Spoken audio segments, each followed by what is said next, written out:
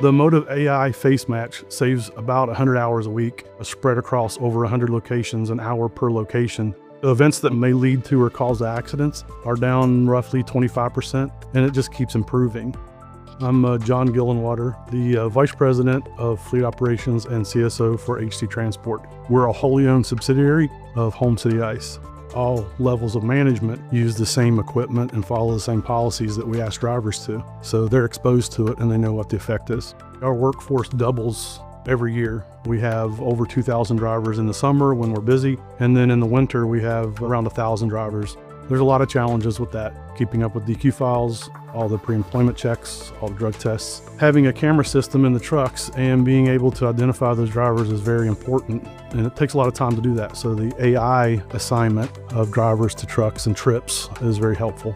And managers don't have to sort through events and assign drivers to trucks and trips. AI FaceMatch with Motive automatically does that. Before we got Motive, we had another provider. That was cumbersome. Took a long time to get the event. It was 24 to 72 hours before we ever had the opportunity to speak to a driver and coach them. The AI picks up the activity, notifies the driver in cab at the same time, so it's eliminated the 72 hours completely.